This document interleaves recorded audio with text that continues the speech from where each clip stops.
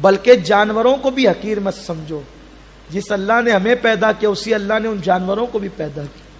یہاں ایک بات یاد آتی ہے, اگر آپ تھک نہیں گئے ہو تو عرض کروں. سید الطائفہ حضرت جنید بغدادی رضی اللہ تعالیٰ نیا جبہ پہن کر اپنی خانقاہ سے نکلی. نیا جبہ پہن. اب ہم لوگ بھی ایسے ہی ہیں کہ جب کوئی قیمتی لباس آ جاتا ہے تو پھر اپنے آپ کو دیکھنے لگتے ہیں کہ ہاں کچھ اچھا ہم نے بھی پہن لیا ہے.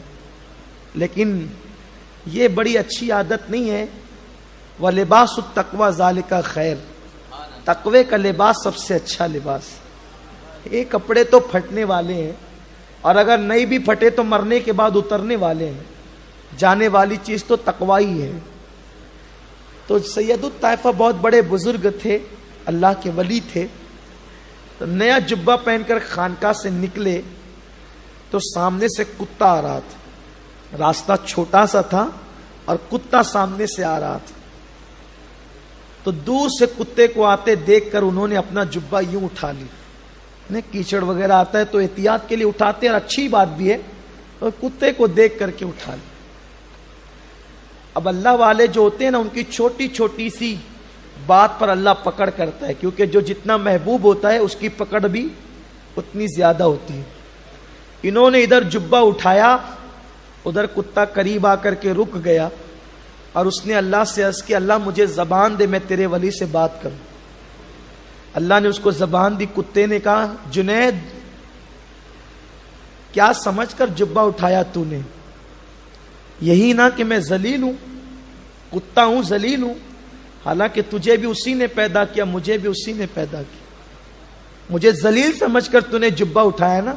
میں سوکھا ہوں, اگر تیرے جبے سے لگ جاتا تو تو ناپاک نہیں ہوتا. تم ہی لوگ تو مسئلہ بتاتے ہو کہ سوکھا کتا اگر کپڑے سے لگ جائے تو انسان ناپاک نہیں ہوگا, کپڑا بھی ناپاک نہیں ہوگا. گیلا تو تھا نہیں, صرف سوکھا تھا. سوکھا اگر ٹچ بھی ہو جاتا تو تیرا کچھ نہیں بگڑتا. اور بالفرض اگر میں گیلا بھی رہتا اور تیرے کپڑے سے لگ جاتا تو اتنا حصہ ناپاک ہوتا جتنا حصہ میرے جسم سے لگا ہوا ہے, وہ پانی سے دھل جاتا.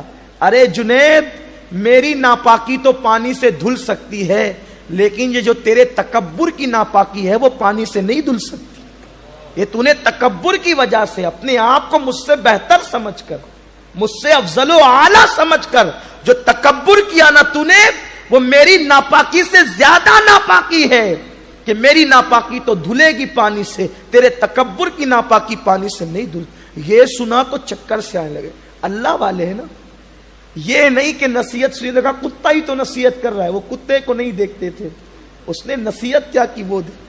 بات کرنے والا مت دیکھو, بات کیا کر رہا ہے وہ دیکھو. بھلائی کی کر رہا ہے تو لے لو. چکر سے آنے لگے اور کہتا, کتے تو کتا ہو کر کتنی حکمتوں کی بات کرتا ہے, کیا چند دن تک تو مجھے اپنی صحبت میں رکھے گا؟ ایسی کچھ حکمت کی باتیں مجھے بتائے گا تو؟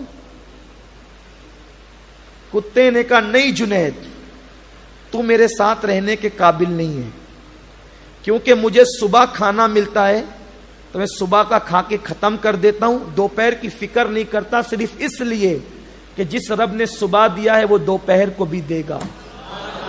اور دوپہر کا کھا کر کے بچا کر کہیں نہیں لے جاتا, وہیں چھوڑ دیتا ہوں, کیونکہ اس یقین کے ساتھ جس نے دوپہر کو دیا ہے وہ شام کو بھی دے گا.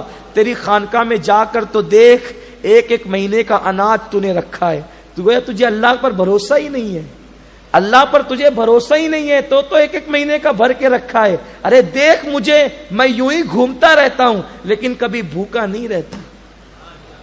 تو اس لیے جس کو اللہ پر بھروسہ نہیں وہ میرے ساتھ رہنے کے قابل نہیں. بس یہ جملہ سنا بے ہوش ہو کے گر پڑے.